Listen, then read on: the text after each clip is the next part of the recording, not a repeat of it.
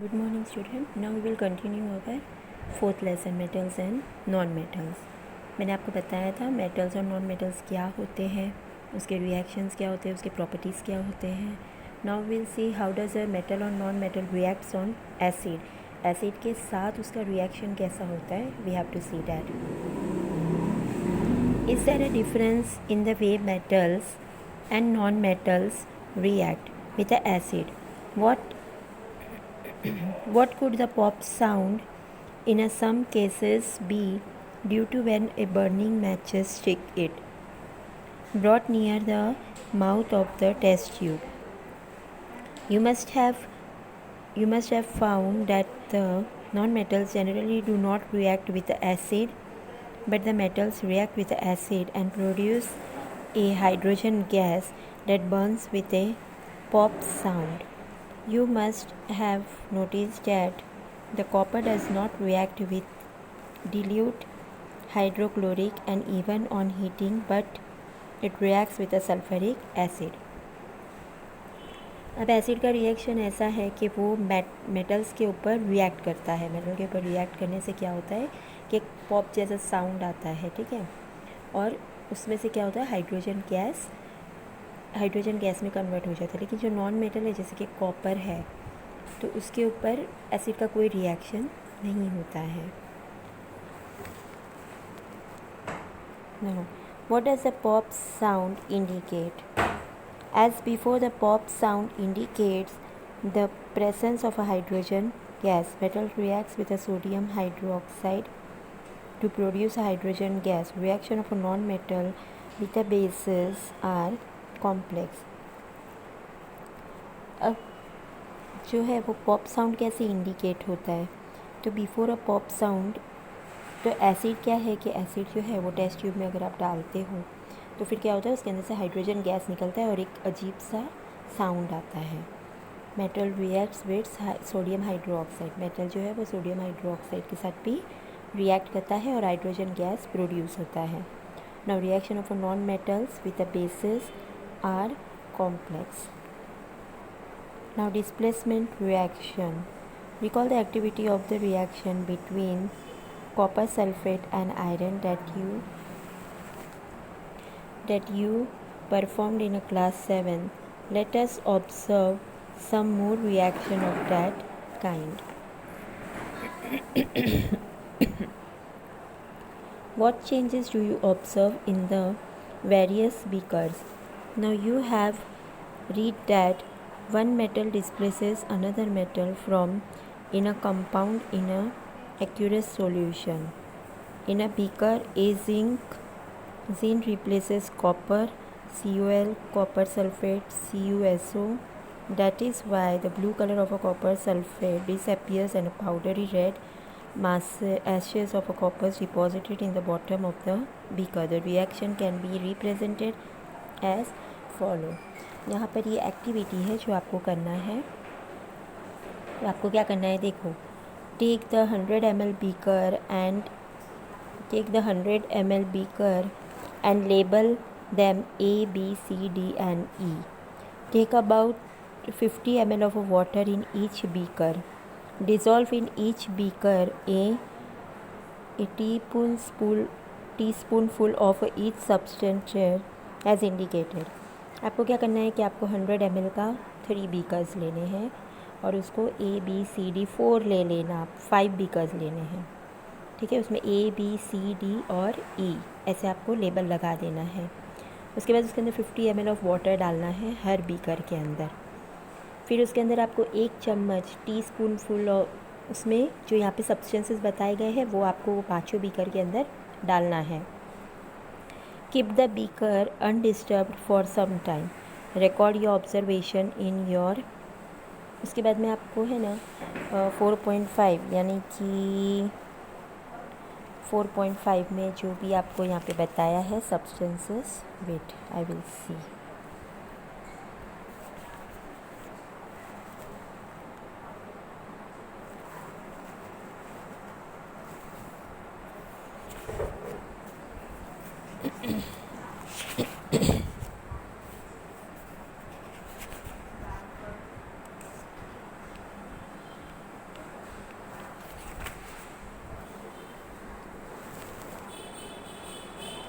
उसके बाद आपको क्या करना है कि जो भी सब्सटेंस आपको बताए गए हैं वो सारा आपको डाल के उसमें रख देना है और उसको डिस्टर्ब नहीं करना है, ठीक है।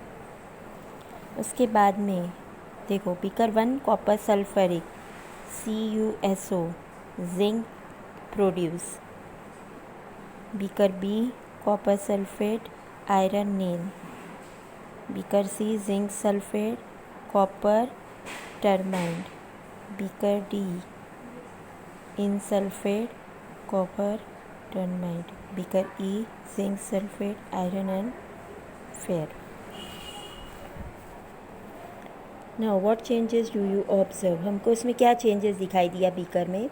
तो उसमें ऐसा है, you have read that one metal displaces another metal from compound in a appearance solution. In a beaker A zinc replaces copper. Beaker A में क्या हुआ कि जिंक जो है वो कॉपर में ट्रांसफ़र हो गया। Then Ca from the copper sulfate CuSO. That is why the blue color of a copper sulfate disappears. तो कॉपर सल्फेट का जो ब्लू कलर है वो डिसअपियर हो गया और उसकी जगह पर क्या हो गया, पाउडरी रेड मास कॉपर का हो गया।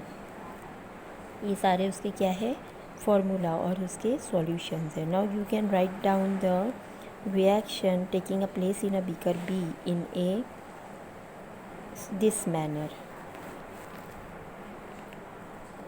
There could have been a displacement zinc by a copper in a beaker C and by them in a beaker E. Similarly, iron could be displaced in a copper by a copper in beaker D. Now, since we do not see any changes to the beaker C, we can infer that a copper is able to replace a zinc from a zinc sulfate. But why? When a zinc can replace a copper in a beaker A, why cannot a copper replace zinc in a beaker B? Remember that science is not arbitrary. It follows a definite rules based on a fact, and the rules there is that the zinc is more reactive than a copper and iron a more reactive metal replace a less reactive metal, but a less reactive one cannot replace a more reactive metal. Now you can understand why there are displacement reaction in a beaker D and E also. Can you guess the sequence of a metal from more reactive to the less reactive among the zinc, iron and copper? अब इसमें ऐसा है कि जैसे कि अभी हमने देखा कि जो सी वाला जो बीकर है उसमें से डी वाले बीकर में जिंक जो था वो कॉपर में चेंज हो गया, लेकिन उसी तरह से ई वाले में जो ई वाला बीकर है उसके अंदर जो कॉपर था वो जिंक के अंदर कन्वर्ट क्यों नहीं हुआ। तो उसमें ऐसा होता है कि जिसके अंदर लेस मेटालिक प्रॉपर्टी होती है, ठीक है, तो वो मोर में कन्वर्ट हो सकता है, लेकिन जिसके अंदर मोर यानी कि कॉपर के अंदर मोर है तो वो जिंक में कन्वर्ट नहीं हो सकता।